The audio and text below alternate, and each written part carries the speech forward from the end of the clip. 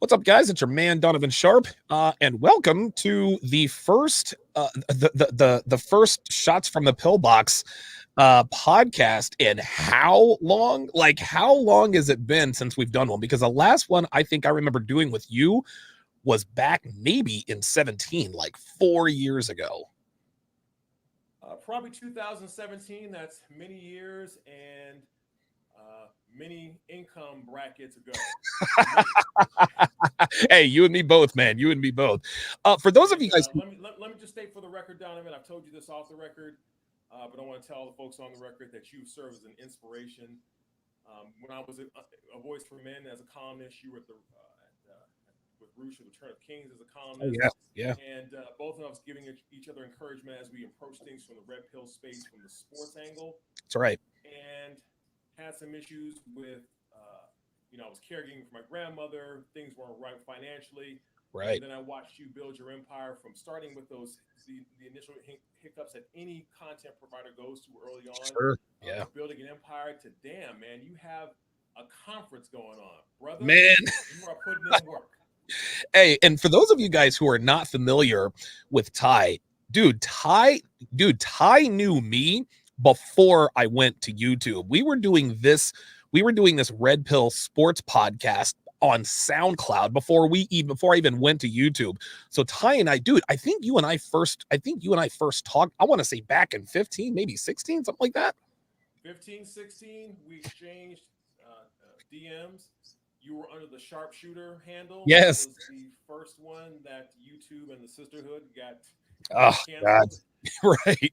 That's where I came up with the name for the podcast, with the Red Pill. And yeah, I mean, we've talked. I mean, we know each other's government names, and Yes, yes, yes. we've discussed quite a few things via email, exchanging things. And here's the funny thing: is that during the time, my access to the internet was limited, so Right. I had to pay a guy a sound mixer and go over to his crib to log into you, and that's how we did the first few shows. Yeah, yeah. So we did it with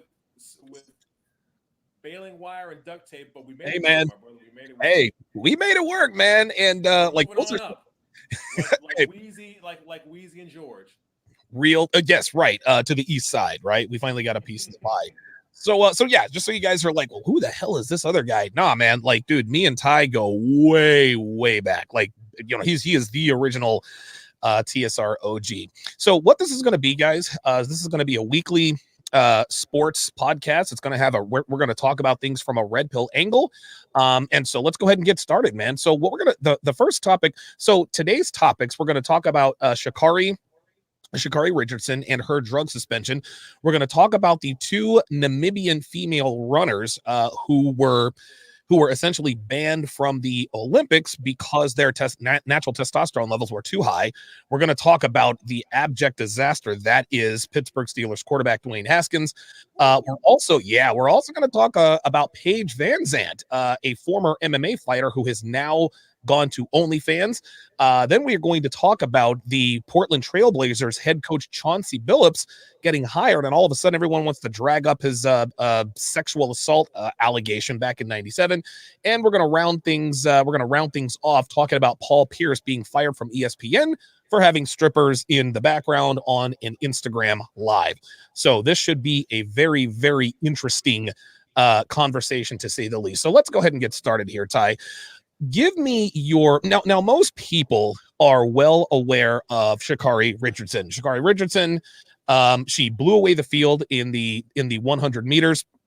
She's clearly the fastest female on the earth. My guess is that she is probably still the favorite for the gold medal for the 100 meters out in Tokyo here next month at the Olympics. But she tested positive for marijuana, and so they banned her from the Olympics for a month, but they're going to give her an exemption. They're still going to put her, I think, in the final or the next to the final without her having to qualify. So, Ty, give me your initial thoughts on the whole Sha'Carri Richardson situation.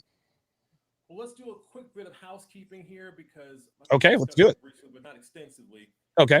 Sha'Carri, for all the hand wringing on Sha'Carri Sha'Carri Richardson, let me give you a little bit of, let me issue a small correction. You know, the journalist. Okay. Yeah, I got you. When this stuff first popped up, I had to do a little research, and in reality, Sha'Carri Richardson really isn't even favored to medal. Oh, really? Okay. Okay. 10 times in the 100 meters this year.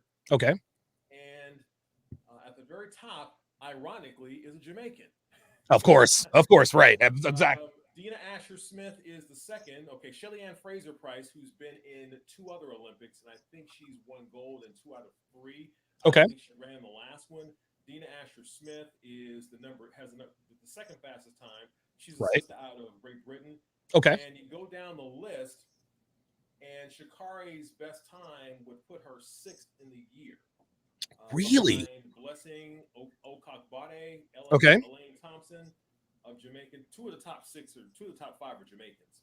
Okay. And, okay. We have Jamaicans have a long history going back to Merlene Ottey back in the 2000s, running against Gwen Torrance. Well, she was running against Gwen Torrance. Yeah, Gwen Torrance. Yeah, Gail Devers. Griffith and Evelyn Ashford.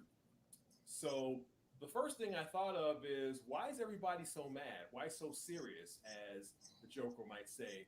Because it's not like she's the Usain Bolt. It's not like she's blowing away everybody. She's the best in America, but the best in the world right now are in Jamaica. And wow. It's been that way for a while now.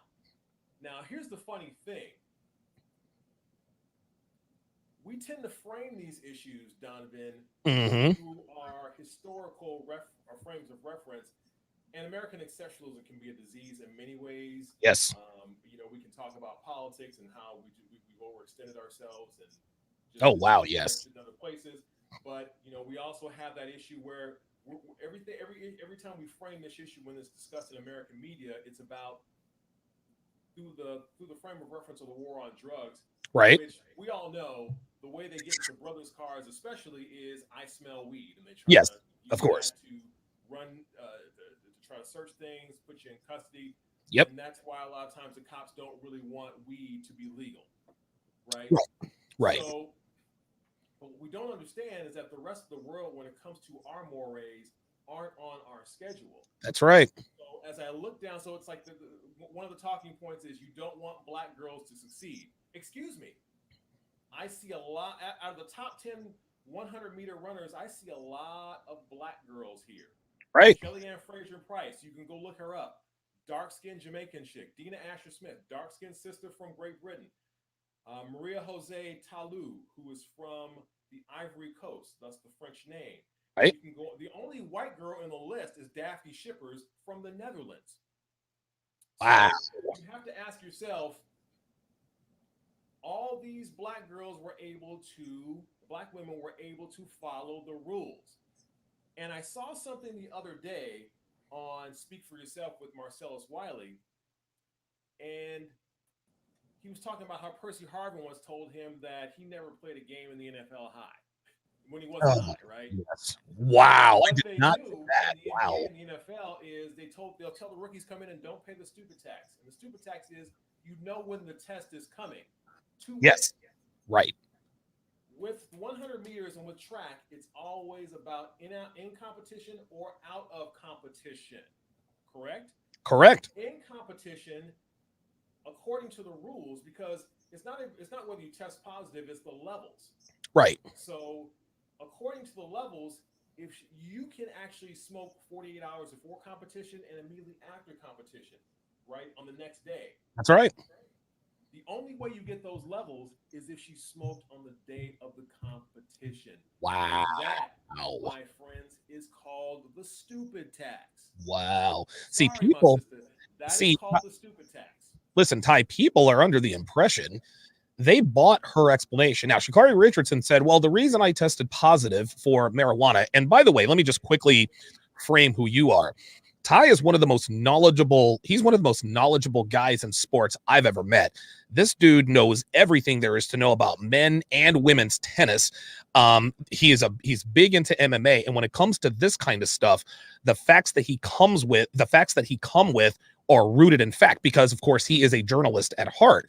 And so what Sha'Carri Richardson would have us believe is that the reason why she tested positive for marijuana is because her mother died and she smoked weed to sort of get over to sort of help her to cope with this. And you're telling us, and you're absolutely right, to test positive with the levels that she tested positive with, she had to have smoked marijuana on the day of the event. Absolutely. And I'm going to coin a term here, Donovan, that we briefly discussed. Okay. And this is what happens. The Sha'Carri Richardson situation is what happens when we talk about the normalization. There you go. Of ratchet culture. There you go. Now, you look at her physically, strong athlete. That's Sure. not the problem. I mean, Gail Devers was a strong athlete. Of course. Yeah. Florence Griffith-Joyner was a strong athlete. Right. When Torrance was, so was Marion Jones. Yes. But and I'll get to your and I'm going to bring this out to your discussion of whether she could break the rules because of mourning a family member. Okay. But if you look at this young lady against the backdrop of the previous hegemons of the sport that came before her, just look at how they presented themselves when they came on TV. Yep. When Torrance, very well spoken, had her hair done. That's right. Florence Griffith-Joyner, you want to take that woman to see your mother. Real talk. Fly chick. She was bad, dude. She was bad. I'd have smashed FloJo. Real talk. If I could catch her. Jackie Joyner-Kersee, not the prettiest woman, but very humble, very nice. Yep. And by the way, Jackie Joyner-Kersee, if I'm not mistaken, she is the brother of the husband of Florence Griffith-Joyner. Am I wrong? Yes, Al Joyner was her husband. There we go. Yes, right. That's why they have. Okay. Al Joyner's Jackie Joyner's husband or brother, and Al Joyner is also the husband of who became Florence Griffith-Joyner. You are correct. Okay.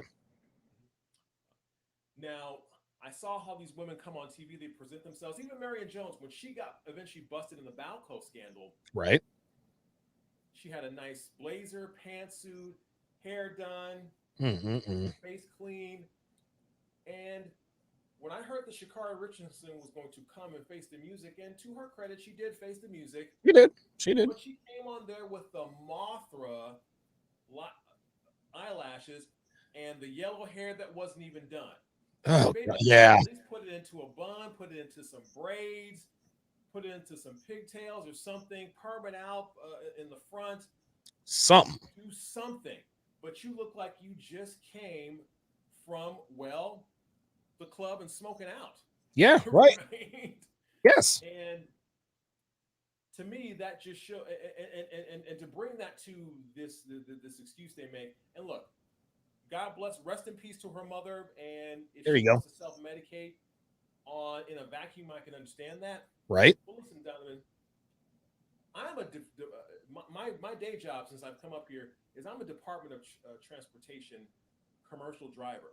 Okay. And I have a hazmat license. So there are passenger endorsements, there are hazmat endorsements, and other things. So if I have a hazmat endorsement, what that means is I'm driving a literal bomb down the streets and the highways from place to place. All my CDL drivers who are in the audience, they know what I'm talking about. You get tested randomly, regularly. You may go 8 months to a year without getting tested. You may get tested 2 consecutive quarters. But here's the rub, Donovan. Even in my off hours, I can't smoke anything or snort anything that is on the banned substance list. Period. I know the rules. And look, I'm all in favor of people being able to smoke pot, smoke weed. I'm of the Tom Likas of mine. And when I was a young Padawan in the Red Pill, when I was 17, 18 years old, he and Ross Jeffries, they were my Jedi Masters. They took me through the paces. So just to give people a frame of reference of how far back I go. Okay. And Tom Likas, his position is, look, if people want to off themselves or get high, that's their business. Right. Let them do it in their own home. I'm all good with it. I am not somebody who's authoritarian over people's individual preferences. However, there are rules. And let's keep this in mind and have a frame of reference here. Donovan, I'm going to ask you a quick question. Do you know how many countries in the world have marijuana legalized, normalized for both medical and recreational use across the board? I think just one, us. You're close. Out of 190 to 200 some odd countries, it's 5. I didn't know it was that many. She's going to Tokyo, and it's banned on both levels there. They consider it evil over there. Right. Now, whether you agree with that or not, WADA, which is the organization that oversees these rules, they can't be seen to be flouting international norms. And by Right. the way, anybody who's been a track athlete knows, look, weed isn't going to make you bigger or stronger, Sure. but it can make you faster. And here's how: you What? run faster when you are relaxed. They will tell you that out of your drive phase, which is the first 50 meters, and into your sprint phase, you run you run the fastest when you're not tight, when your muscles are just not contracted, when Wow. you're in eccentric phase, right? I did not know that. Yeah, and so you run fastest when you're relaxed. That's why you see so many false starts in the sprints. Oh, because they're People all are tight. so Right. bunched up. All those fast twitch muscles are keyed up. And if you go to a track meet, as some of your brothers and brothers or white dudes or anybody else who's been to a high level track meet, when you're running for a state title in Olympic trials, people are pooping bricks. They're Yes. doing Yes, all they sorts are. of things. Nerves are a real thing. I mean, just a couple of weeks ago in Wimbledon, at match point, a woman named An Jabeur was about to pull up a big upset, and she got the bubble guts right behind the baseline. She had to kneel down and What? times, okay, before she Wow. got match point. We remember Pete Sampras Oh, yes. 26 years ago against Yes. Alex Corretja in the U.S. Open. It happens to athletes. What's going to take the edge off and make you relax a little bit? It's benzos or weed.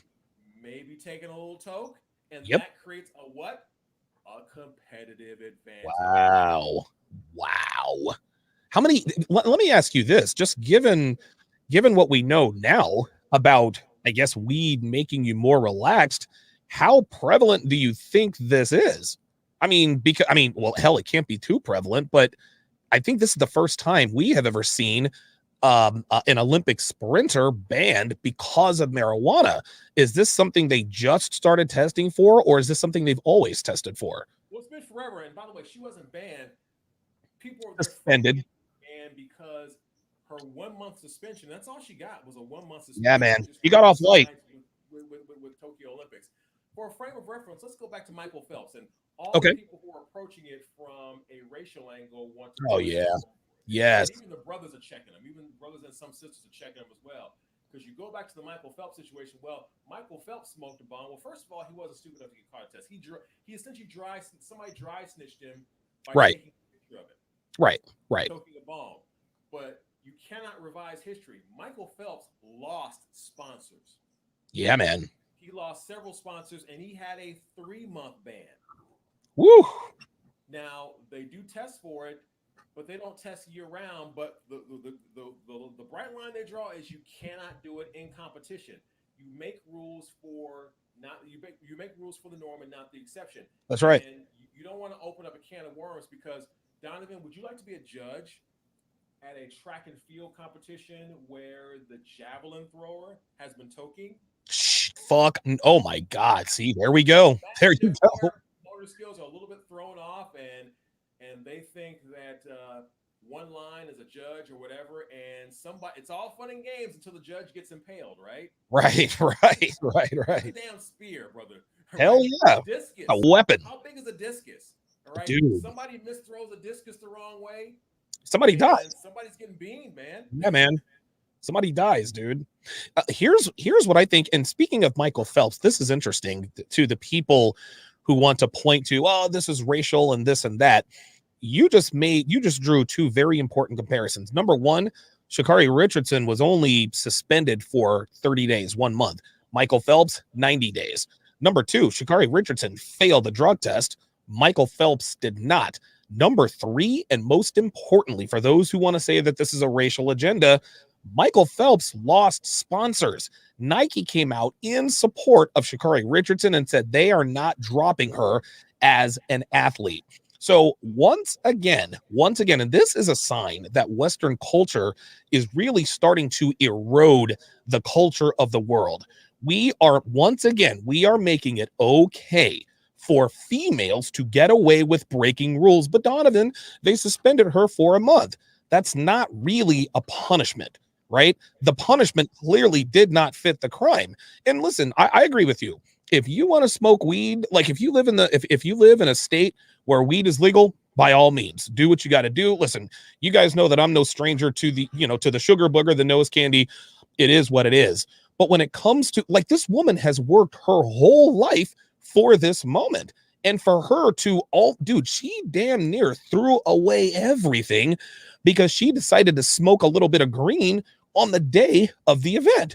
And then she wants us to think that she did it because her mother, God rest her soul, was dying. It appears that she was probably doing it for either a competitive advantage or the fact that she's addicted to it. But the point is, once again, excuses are being made for women who misbehave. If Sha'Carri Richardson had been Kevin Richardson, if Sha'Carri Richardson had been hell man, Shaquan Richardson, maybe a dude, he'd have been dragged up, down, all around. It would have been worse. Dude, right, exactly. It would have been worse than the whole Ben Johnson steroid scandal back in 1988. So once again, Ty, we are seeing women getting preferential treatment even when they break the rules and sometimes even the law. Yeah, and there's a subtext here too.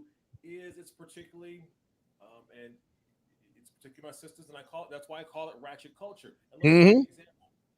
The very same people who were throwing on their capes for Sha'Carri Richardson were all laughing and dragging and mocking Maria Sharapova, There you go.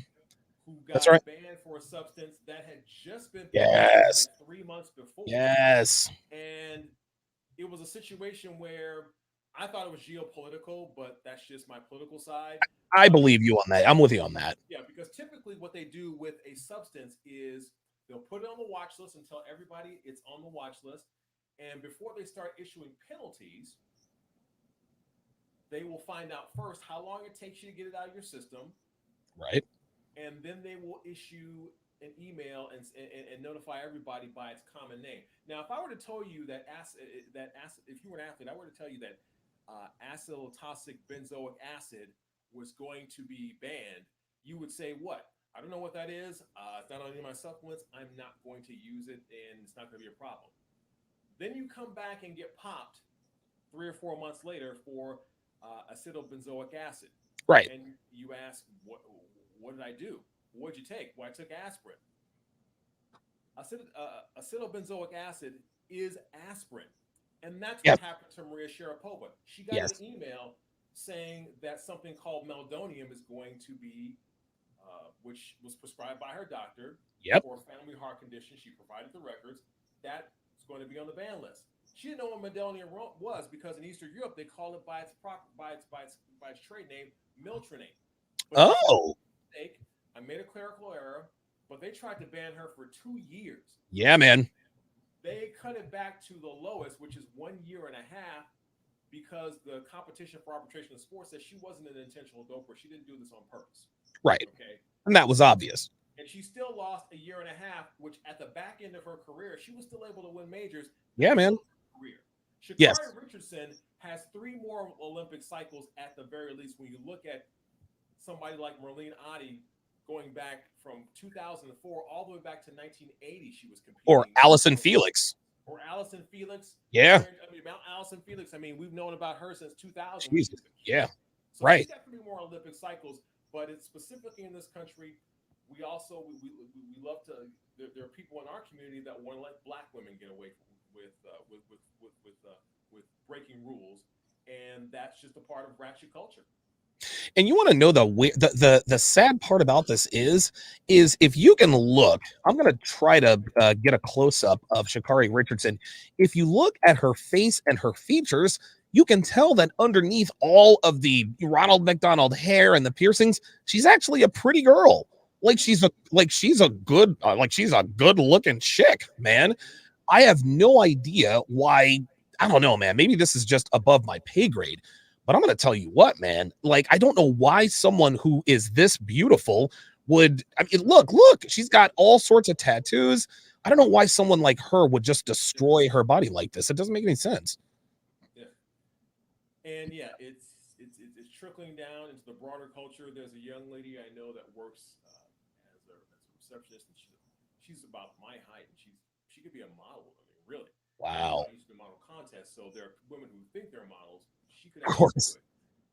I've seen her without her fake eyelashes, Hmm. and she's just a striking with her natural face. I mean, she could be on the cover. She could be on the. She could be the cover model for Lancome. I mean, Wow. she Wow. could be on Vogue, but when she puts those Mothra eyelashes on, yeah, Uh, it is by what the it is. by the way, shout out to JD with the $10 super sticker. Appreciate that. Kyle one in the chat says, "I am jealous of Sha'Carri's cannonball shoulders." Seriously, She hasn't dude. missed trap day, man. She hasn't Dude, missed trap day. no, she is not. She is a physical specimen. Which But she's contracted right now. I mean, she's running in full speed. You know, some of these women when they get off the track, you know, they can. You know, and I don't want to turn this into a referendum about female athletes because a lot of female athletes, particularly depending on the sport. I mean, we talked about track women. Track women have very nice, big, luscious onions, man. I yes, mean, you they got do. the best Yeah, onions man. in the world, man. Yeah, man. If you're talking about backsides, one thing they don't miss is their squats and their Nope. quad work, man. And I'll tell you what. The sports with the women who have the greatest asses, obviously track stars, volleyball players, and gymnasts. Dude, mm, all female gymnasts have mm, unbelievable asses. Listen, my girlfriend Devin, she was a gymnast when she was a teenager, and so and I'm jealous. dude, I'm trying to tell you, man, she has an I'm jealous. unbelievable ass. Yeah. Oh my god, dude. You know what? I don't I you know what it's interesting. Most of the chicks I ran through in Vegas, I didn't really give a shit what they used to do, but I wouldn't be surprised if I smashed a few gymnasts in there.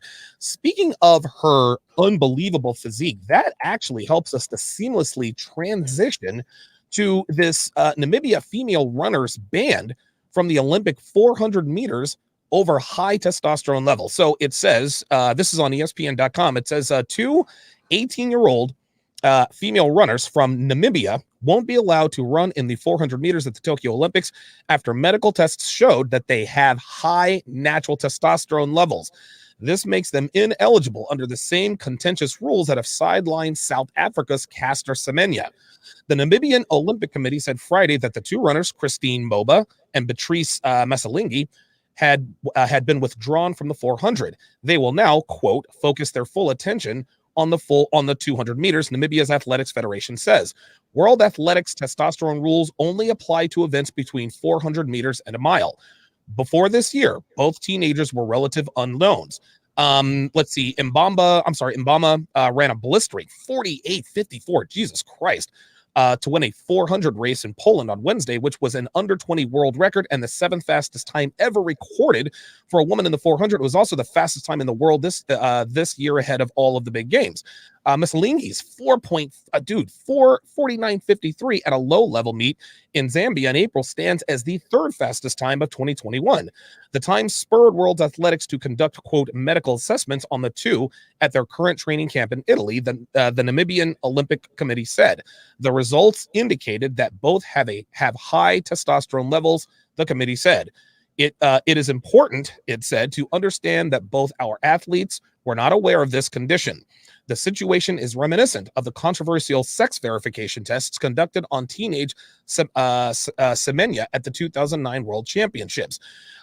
So this is incredible. So the long and the short of it is that these two girls have been banned from the 400 meters for having unnaturally high testosterone. What are your thoughts on that? You know, this is actually the first time I've heard of this particular case. This morning, I did some reading up on it. And the first thing I Ty, thought do of, me a Donovan, favor. is Do me a favor, Ty. Is there any way you can turn up your volume? You're coming in a little bit low. I'm how about this? Am I Yep, want to get a little bit much closer. better. Yeah. Yeah, much better. Okay, So the first thing, because I have a directional mic, so the perfect. first thing I thought of when I was reading this is what's in the water in this part of Africa? I mean, do they Right, have high vitamin D or zinc diets because those are known testosterone boosters? right. Are they drinking herbal tea with a lot of Tribulus terrestris, or or fenugreek?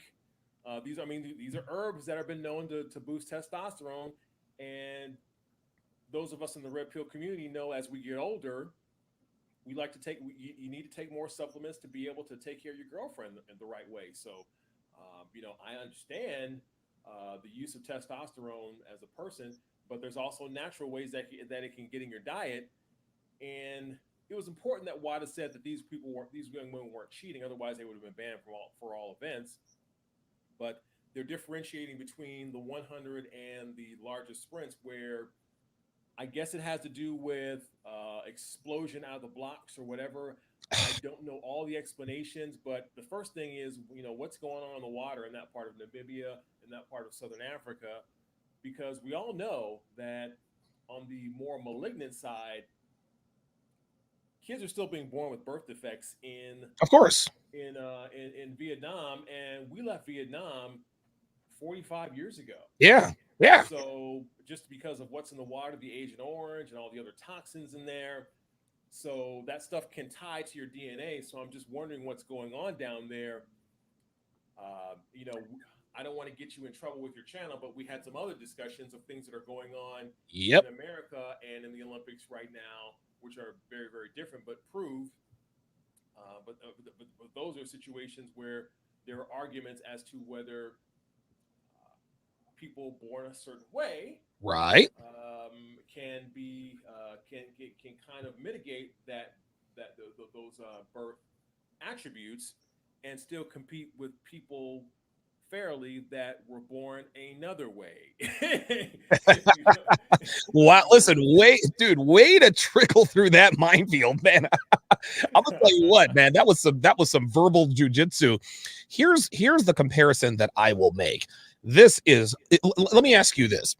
For those of you who are baseball, I guess, aficionados, Pedro Martinez, Hall of Fame pitcher, dude, one of the greatest pitchers of our generation. Yes. What made him very unique, other than his freakish talent and athletic ability, is that he had very, very long fingers. His fingers were abnormally long. Because his fingers were really, really long, the ball not only felt smaller in his hand, but he was able to snap off curveballs, changeups, sliders that had a lot more action than someone with a normal sized hand. They didn't ban Pedro Martinez for having an abnormally large natural hand, right? This would be like again, Brett Favre is another guy who has abnormally large hands. This is why even at the age of whatever he is now, he could probably still throw the ball 50 yards on a line just because of the largeness of his hands. Jamal Anderson with the 1998 Atlanta Falcons has the biggest quads I think ever. They didn't ban him for having abnormally large quads. I think it is a travesty and a gross miscarriage of justice to ban or punish someone for having a natural genetic advantage when they didn't apply it themselves. These girls didn't ask to get born with abnormally high testosterone levels, so they're being banned for something they have absolutely no control over. This is different from Sha'Carri Richardson. Sha'Carri Richardson smoked weed, got caught, and she got the suspension. These girls were just born. They have high testosterone. So you mean to tell me that any person with a natural genetic advantage is not allowed to compete? And so now here's the $1 million question. Dr. J with his hands, right? I dude, Dr. J's hands when I was 14, and dude, both my hands. Right.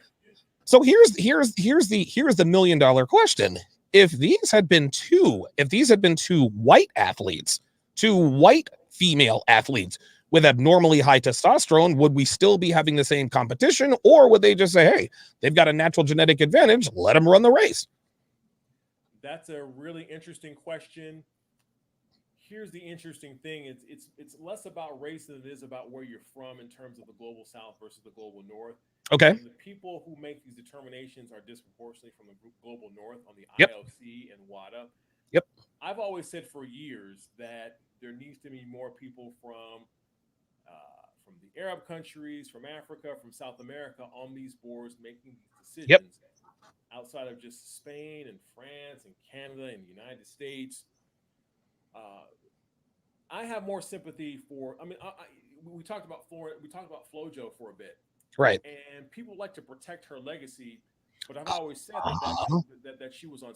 I've always thought that she was. I thought she was on steroids too, man. Dude, love FloJo. She is a trailblazer, but dude, In 1988, dude, are you kidding me? Well, in a year, she went from having I think her time before 1987, her best time before 1987 would be in the 200 would be, no, in the 100 would be 700th best all time. Wow. And her time before 1987 or 1988, her best time in the 100, her time in the her time in the 100 would be 700th best, and her time in the 200 would be 75th best.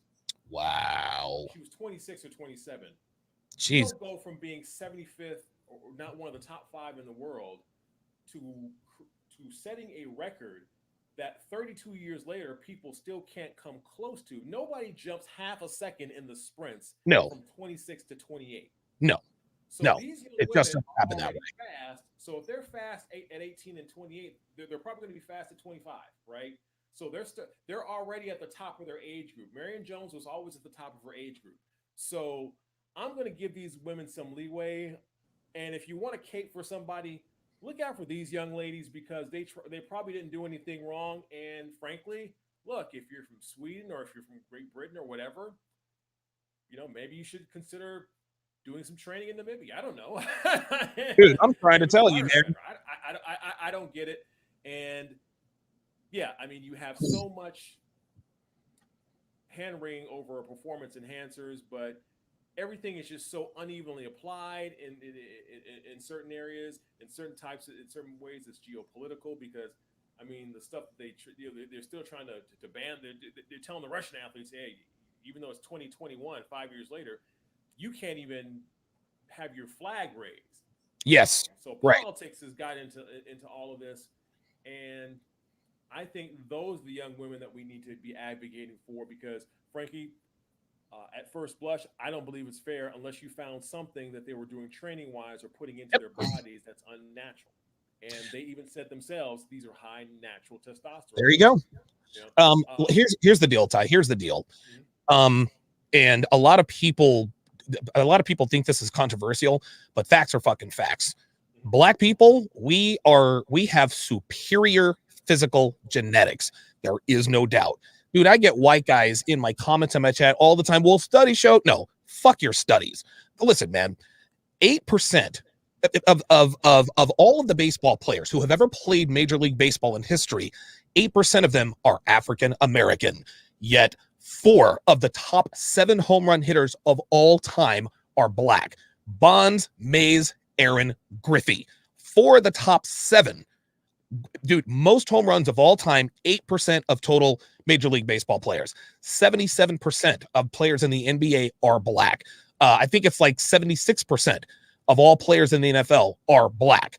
I mean, dude, all of the Mr. Olympias, most Mr. Olympia winners, well, at least I think from like 1980 all the way till now, dude, Ronnie Coleman, Phil Heath, Lee Haney. Listen, man, I don't want to hear studies or statistics. I don't want to hear none of that stuff. It's listen, man. And that doesn't mean because there are some black supremacists out there. There are some black people who believe that black people are the best, we're the best physical genetically and the best mentally genetically. Listen, man, we have our strengths and weaknesses. One of the reasons why, and I don't want to get too controversial, one of the reasons I believe that Caucasian police officers are always quick to go to the gun is because the average black man is bigger, faster, stronger than the average white man. That's all there is to it. If a black cop walks up on a white assailant, he's probably not pulling his gun because he knows if worse comes to worse, he can probably knock this guy out. Not the case if they were the opposite. I think this is clear to me. I think, and listen, I'm not Mr. Race Card guy, but I can't really think of any other reason. I mean, dude, like, high natural testosterone. I've never ever heard of this. Correct me if I'm wrong, Ty. I've never heard of this happening ever. I've never heard of someone being not allowed to compete because of a natural genetic advantage. What are your thoughts? I'd have to, and I've studied this issue, and there are things that we are certainly better at as African Americans, and certain countries are better at certain things. I'm not so sure it's racial because if you look at South African black folks, they look very different than Kenyan black folks, but those Kenyans are very good but they grow up in areas where they're where they run to school and they're high altitudes. So altitude training does help. You know, and when you actually look at the times of the great athletes, it would actually apply to both men and women as well. And it's not, and once you go to some of the better times in history in these sports and across the different sports, I think it's also focused. I think it's focused on talent pools as well. I mean, look. Sure. I mean, look at your screen, man. If you look at Lionel Messi, yeah. If Lionel Messi were in America, he'd be Barry Sanders. Right. Yeah, he would be. He would be. He would be. But look at your screen. Look at your screen. I do agree with you that it's unfair. We maybe agree for different reasons, but sure. I do agree that it is unfair. So. Look at your screen. When's the last time you saw a white girl who looked like that? Dude, honestly, look, Sha'Carri Richardson is, and again, she's probably sprinting, maybe she's flexing, but she looks like she is in better shape than most men, right? Like the only time you see white girls that look like that is if they're either on something or they have special genetic advantage. Just for kicks and giggles, I brought up the 100 meters race here by Florence Griffith Joyner. Dude, I have never seen anyone absolutely blow away the field like she did. Guys, take a look.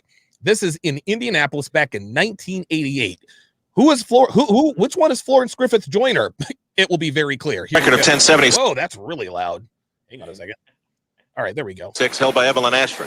Fastest that any woman has ever Dude, run. watch this. This is insanity. This has been a great year for her. She was a medalist in 84 at 200 meters, but now she's moved down to 100. Watch this. This is insanity. Look. See it. Look at this. She absolutely blows away the field. Jesus fucking Christ. Woo!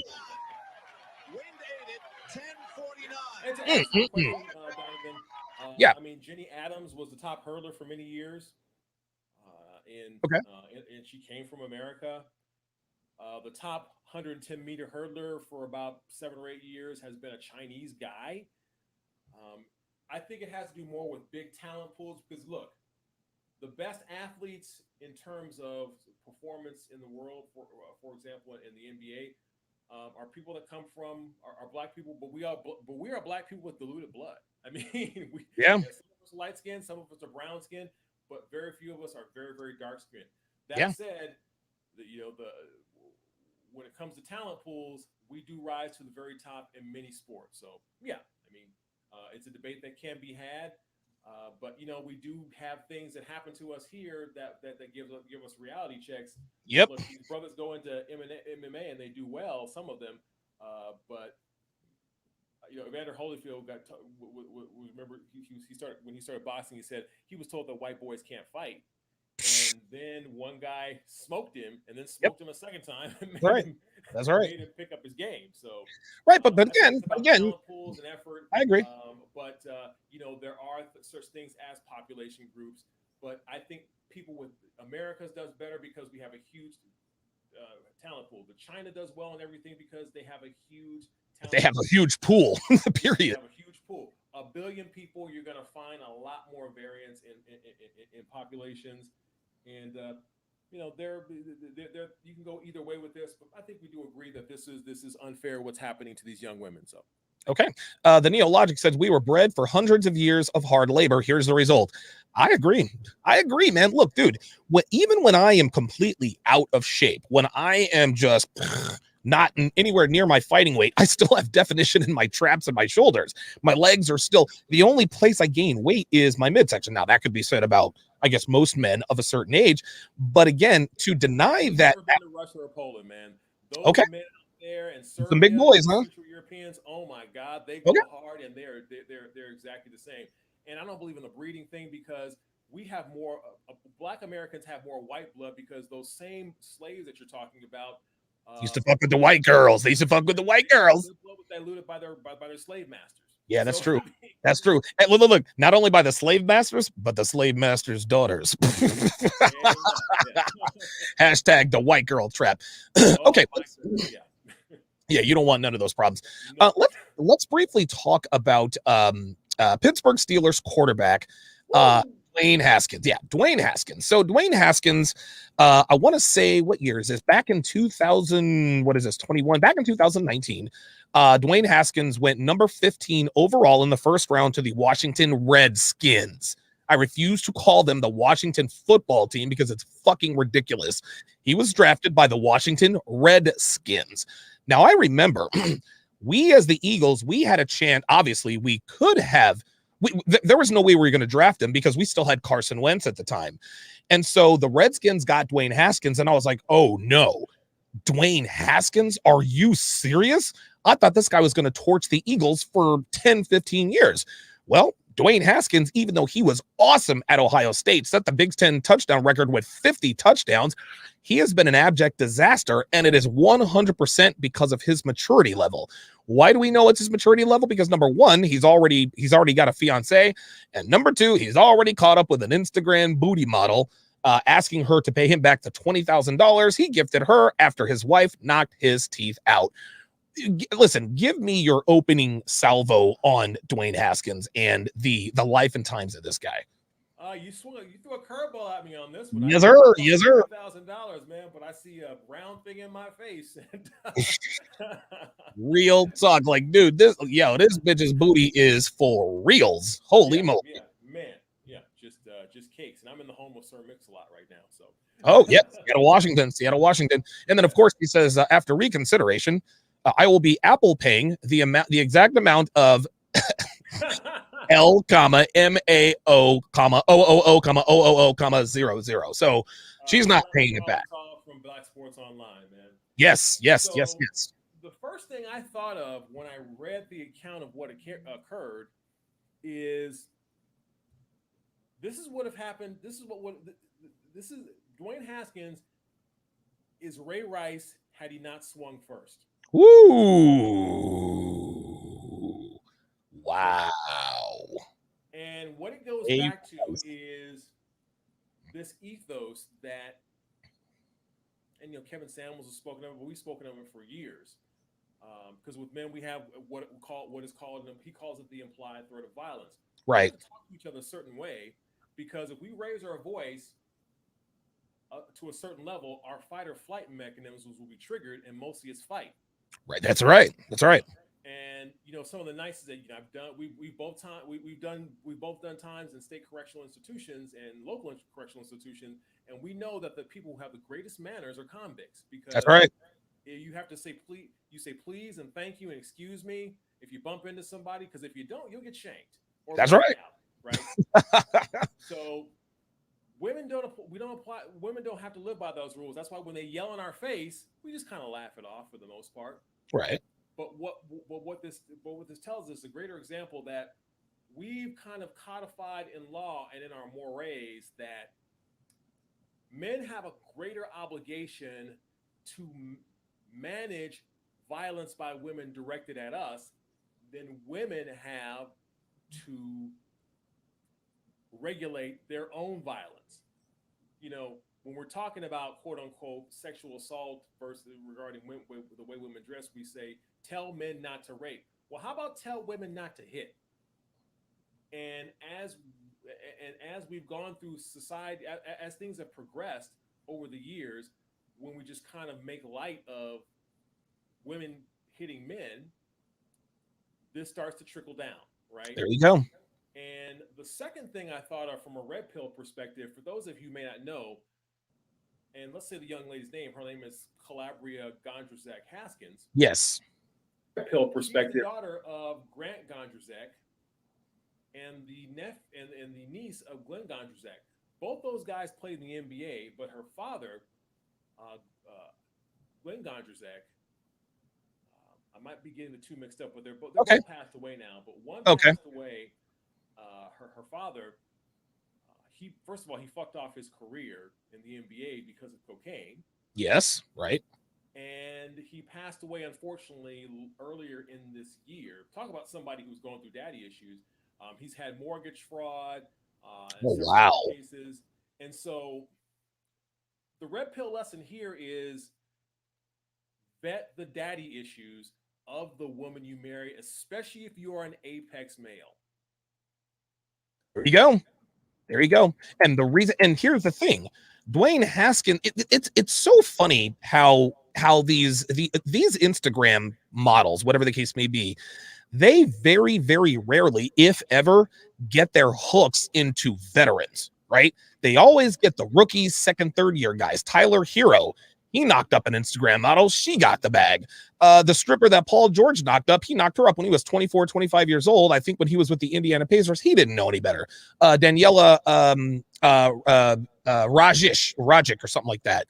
Yep. When these girls are stalking, predatory, this is why they have the NFL Rookie Symposium, is to tell these guys, listen, you're going to have girls come after you. And it's funny because we hear more stories about NBA guys than we do NFL guys. And I think it's because these girls out here, they know that NBA contracts are guaranteed.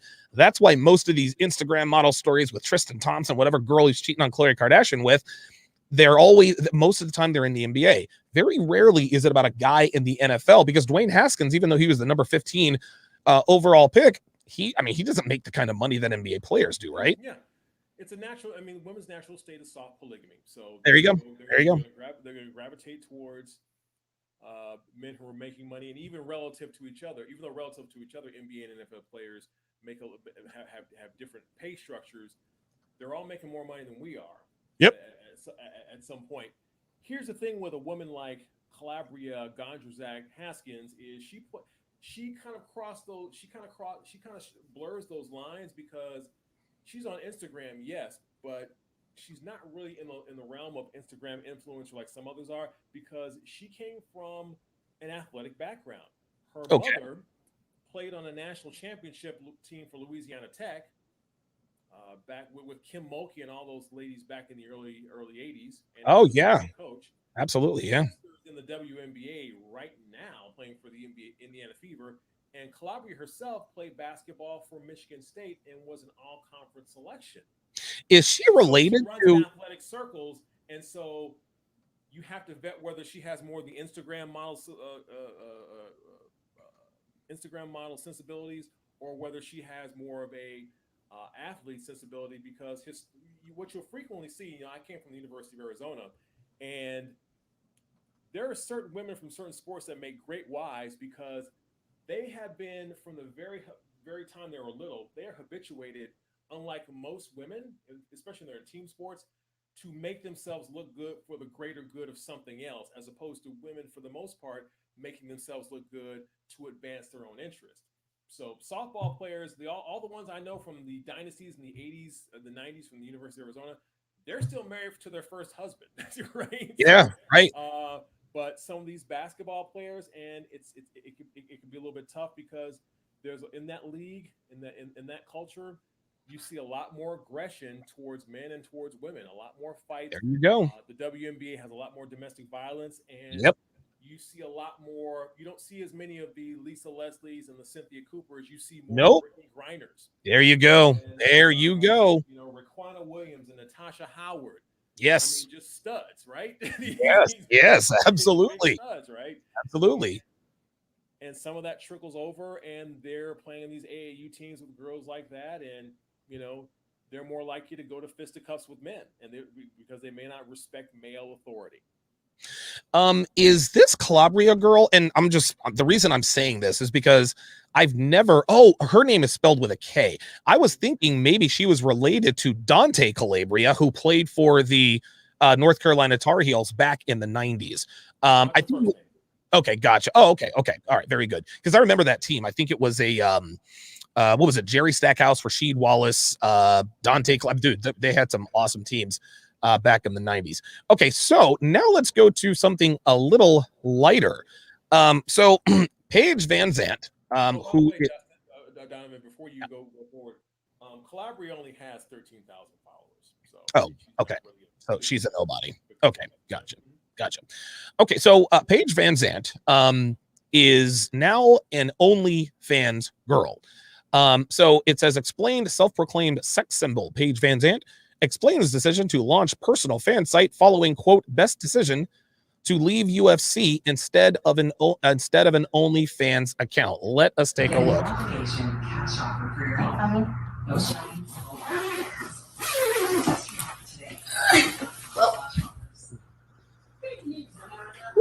It's hot. Yeah. Sweat all over. Really. So we take a look at this girl. Okay. She is she's a solid, I don't know, 9 out of 10. I don't know what her ass looks like, but I'm sure her ass is substantial. I'm 100% in favor of this. Paige VanZant is a beautiful woman. Why in the world wouldn't you start an OnlyFans account where you can make hundreds of thousands of dollars per month rather than not even making $100,000 getting your face beat in an octagon? Your thoughts? Well, let's go back a little bit and, just to clean up things a little bit, she chose, as you read the headline, she chose to create her own site as opposed to OnlyFans because okay, that has been discussed on Fresh and Fit and some other places. Kevin Samuels exposed this. But if you know anything about business, with things like OnlyFans, it's been around since 2016, but it ramped up during the pandemic. But the people who establish themselves early as content creators with a revenue stream are going to do better than most of the ones who establish something later. So if you're going to use it as a side hustle, it's actually a pretty good side hustle. But now that the celebrities are actually going on there, it's really squeezing the dollars and it's trickling up and taking away from some of the lower content creators because it's of scale now. Yep. And yes, so to your point, if we look at Paige VanZant's career, first of all, her parents owned dance studios. So she was a cheerleader and a dancer. She was on that track. God. Wow. And she started training some MMA, and she found out she was pretty good at it. Mm-hmm. And I've watched MMA for about 12 years, and Paige VanZant was actually a pretty good fighter. So yeah, she was. She was. She I mean, if you saw her fight against Felice Herrick, who's really good. She had a highlight reel knockout against Beck Rawlings, where she did a switch head kick. I mean, it was very funny to me to see somebody applying cheerleading concepts. I mean, those kicks that cheerleaders do. She was doing head kicks in the clinch. Nobody does that, dude. I mean, No, right. But as gets shown, I mean, at some point you start to rise up the ranks and you learn that there are levels to this. That's right. And she lost 3 out of her last 4. She had some good fights early, but then she came up against Thug Rose Namajunas, and great fight. But she got clocked in the first round, and she did a clinic on submission escapes. She escaped 4 that I didn't think she would be able to get up because she's so flexible.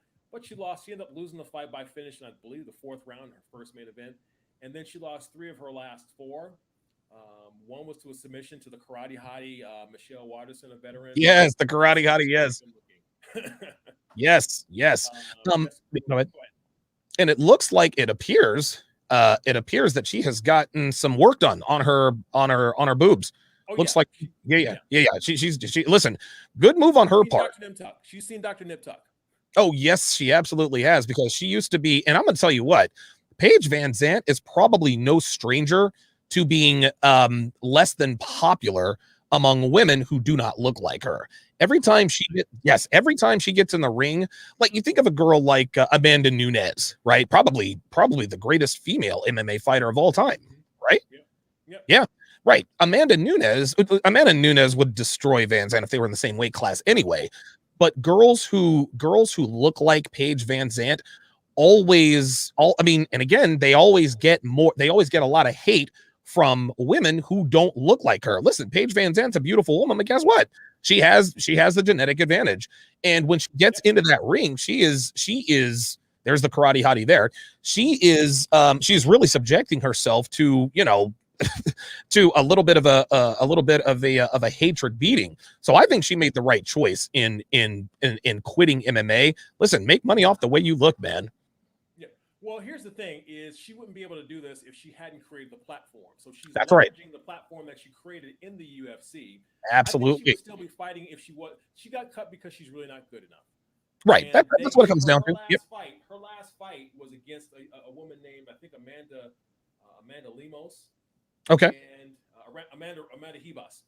Okay. Who's a good young fighter, and submitted her, but she's much bigger, and they put her in flyweight, which is a bigger weight class than her normal weight. I think they just kind of wanted her out of there, and they wanted to give her a really tough fight because she was in negotiations about what her worth was, and good for her on that, because Dana White is he's very good. He's very good.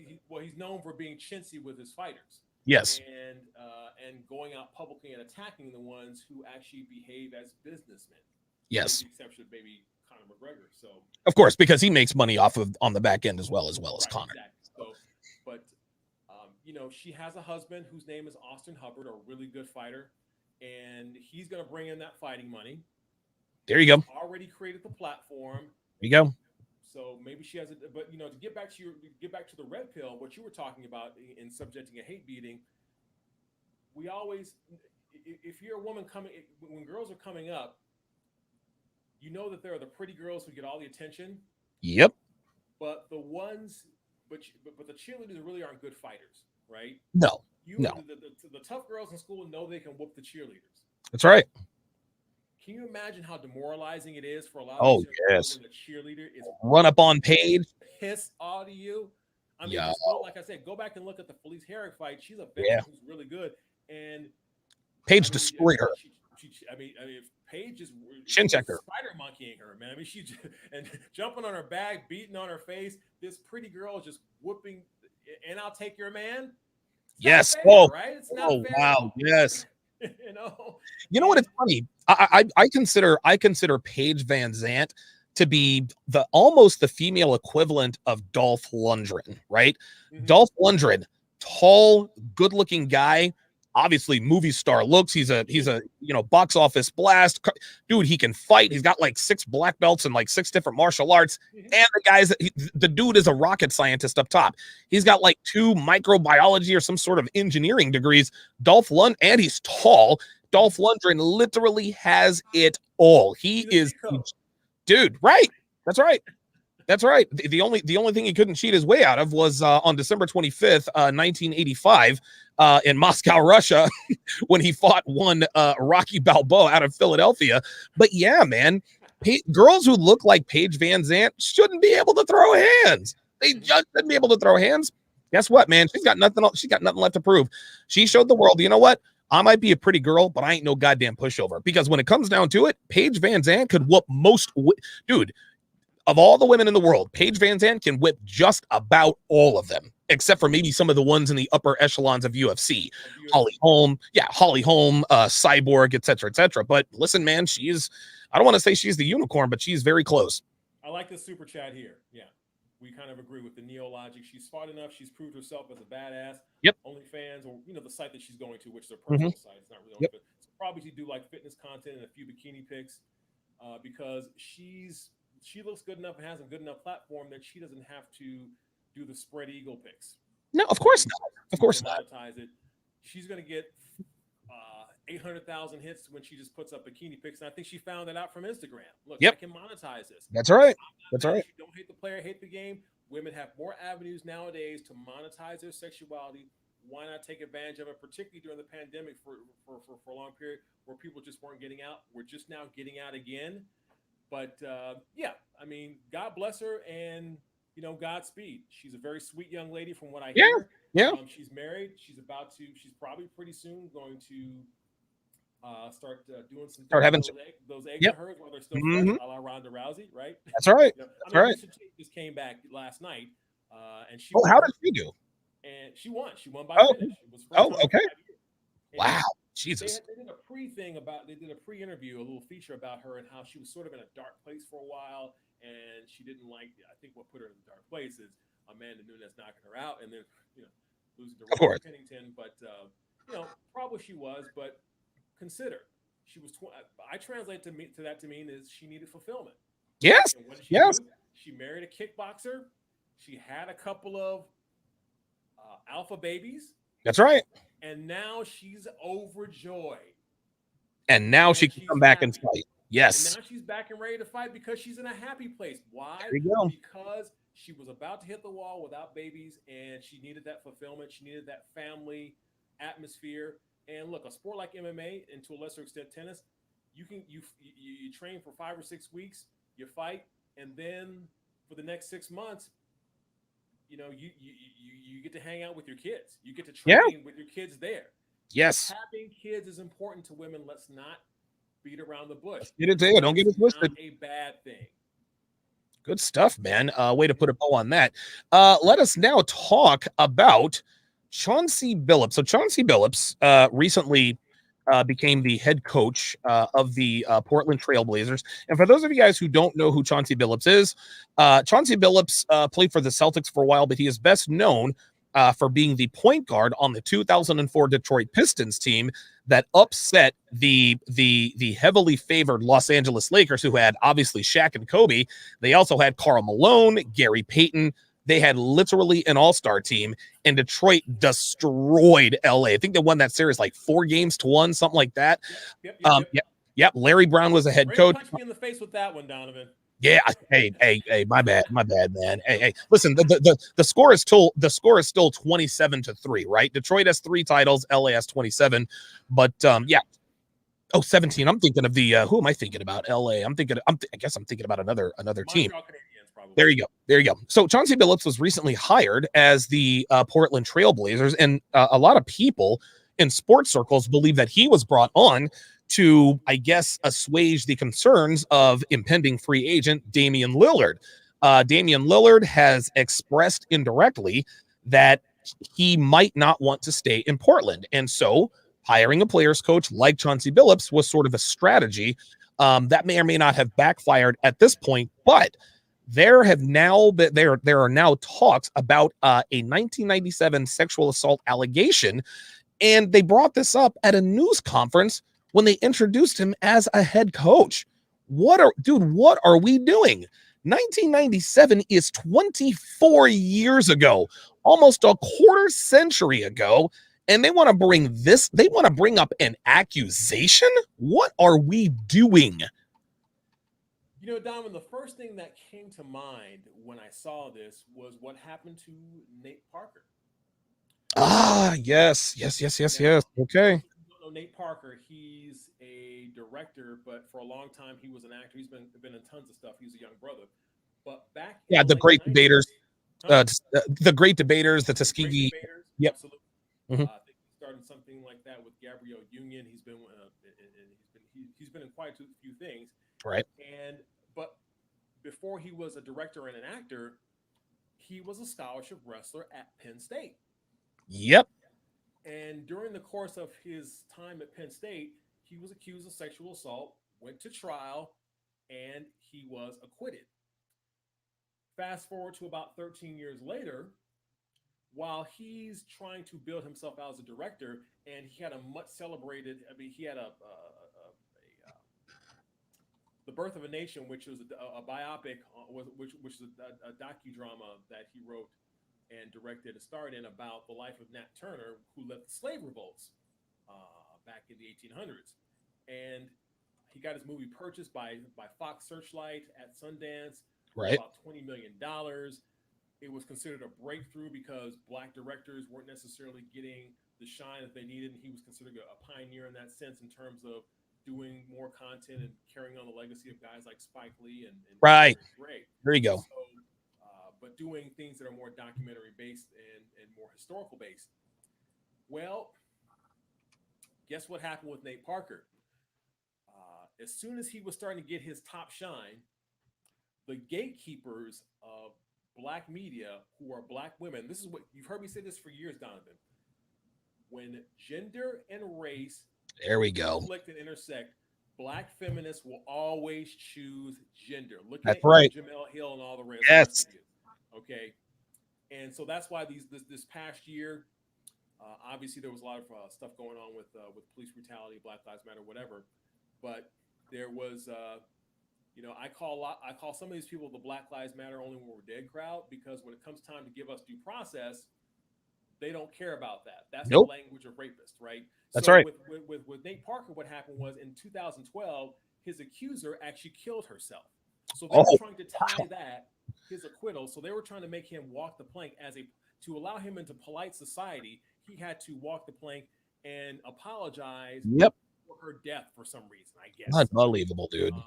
And saying that, my thing was I was trying to find out if a chick was down. So this is the thing we talk about, whether verbal coercion is on the level of sexual assault when we just call it game, right? Yes, right. You get to coerce, you get to cajole a woman as much as you want to, because 8 times out of 10, they're playing the game with you, right? Of course they are. Of course they Women are. in the first 50 seconds know whether or not they're going to. That's right. That's right. They But they know. want to make it look like they're not easy, so they want you to play the game with them, and you can mess it up if you say the wrong thing.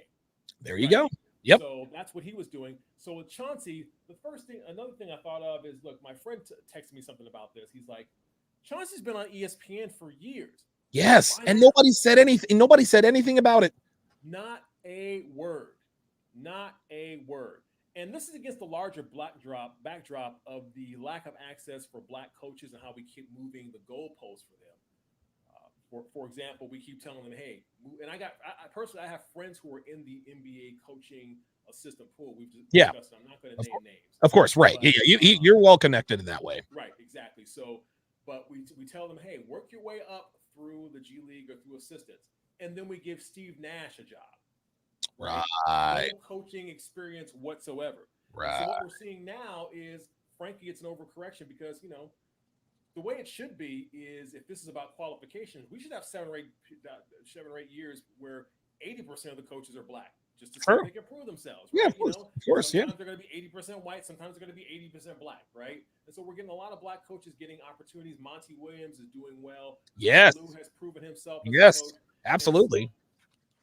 We're starting to get some people that can come out of the booth and jump the line the way Steve Kerr can, and give them a good team. Right. So, right. To go ahead and talk about how much you care about black men when George Floyd is getting killed and other people are getting killed, and then when just because you sensationalize black death doesn't mean you care about black people or black men. I agree. This just proves it, right? Okay. There is never such thing as an innocent man once he's accused of sexual assault or domestic violence. That's right.